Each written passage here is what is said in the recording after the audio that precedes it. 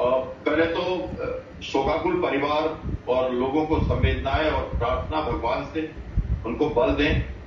एक national crisis है aircraft accident, और एयर इंडिया हमारा प्रेस्टिजियस हमारी कंपनी है भारत की, और वो भी इंटरनेशनल फ्लाइट थी। तो भारत की जो संवेदना है सभी के साथ में, चाहे वो ब्रिटिश नागरिक थे, कैनेडियन थे, पुर्तगाल के थे।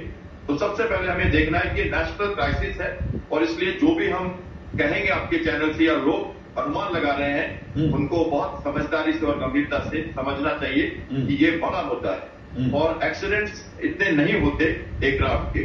दूसरी बात, जब हम बात करते हैं एयरक्राफ्ट की, तो फ्लाइट सेफ्टी टीम का मेंबर मैं नेवल पायलट हूं और एग्जाम कमेटी का मेंबर रहा। आर्मी, नेवी, एयरफोर्स और सिविल टीम के साथ मैंने काम किया। डीजीसीए का फ्लाइट लाइसेंस होल्डर भी हूं। तो एआईआई की जो एयरक्राफ्ट एक्सीडेंट इन्वेस्टिगेशन टीम है डीजीसीए की, वो international civil aviation organisation united nation के पात्र के हिसाब से काम करती है और वो अपना काम करेगी।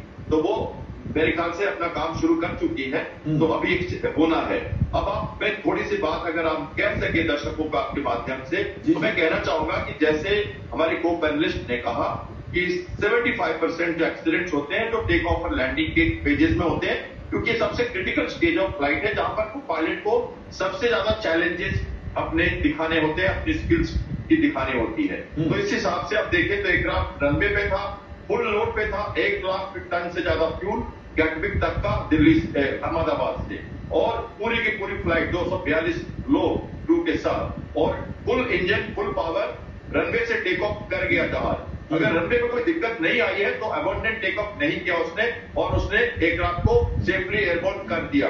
एयरबोर्न होते ही मेरे कॉल आती है, पेरीमीटर क्रॉस कर चुका था एयरक्राफ्ट और एयरपोर्ट के प्रेमिसेस से बाहर आ गया है।